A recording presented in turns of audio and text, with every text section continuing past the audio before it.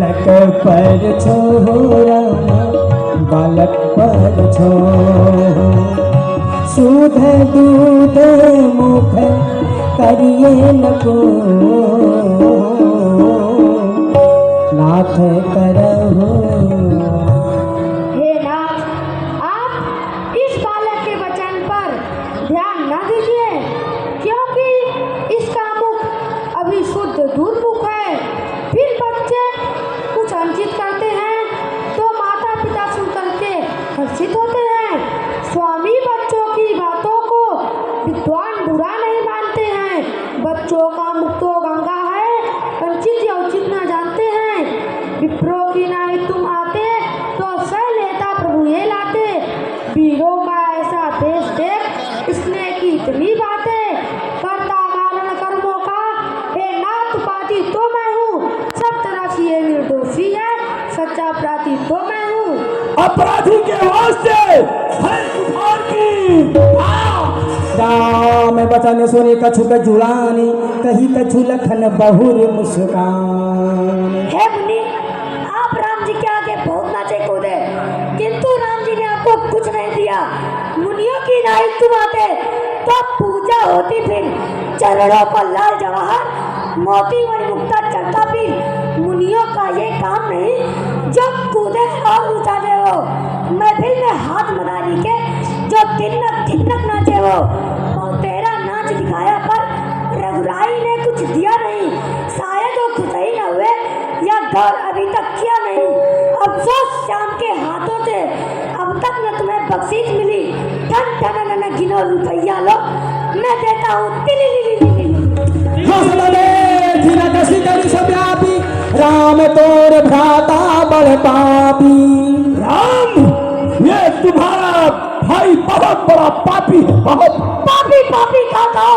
पापी हो खुद आप, मातारी का खाई के आपका खाइयो बाप। ये बात गौर शरीर श्याम मन माही काल कूट मुख पय मुख नाही। ये घोड़ा, इतना ये गोरा शरीर है, लेकिन अंदर ऐसे काला है जैसे कि सोने के लोटे में जहर मिला करके घोड़ा। ये ऐसा काला। लखन कहो हर्ष न होने क्रोध पाप कर मूल यही पथ जन अनुचित करहि चरहि देश प्रतिकूल। कहा कि जगत में सुनो मुनि, क्रोध पाप का मूल, जय बस जन अनुचित करें चले विश्व प्रतिकूल।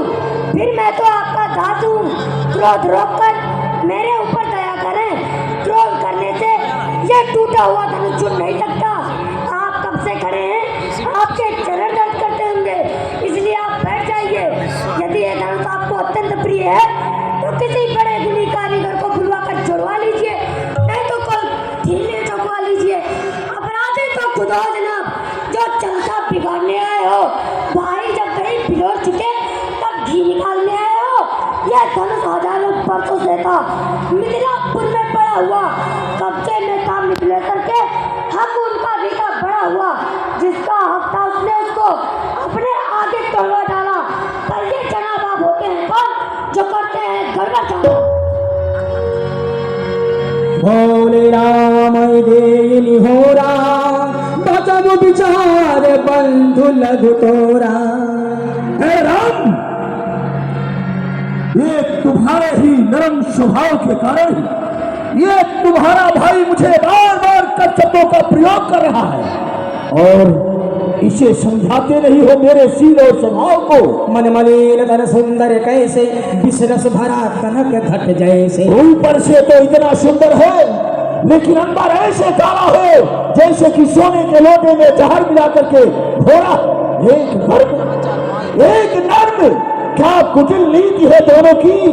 अरे दुष्यमित्र, देखते नहीं हो चालाकी इन चेलों की। बोले राम जोर जुग पानी सुनहु नाथ तुम सहज सुजाना। बालक बचन करिए नहीं काना। हे नाथ, आप तो साजी न सुजान हैं।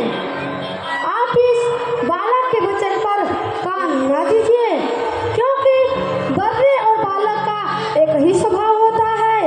इसलिए संत महात्मा इन्हें नहीं छेड़ते हैं। फिर इस बालक ने तो आपका कुछ भी नहीं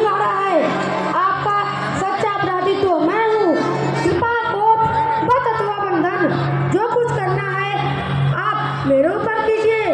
हे नाथ, आपके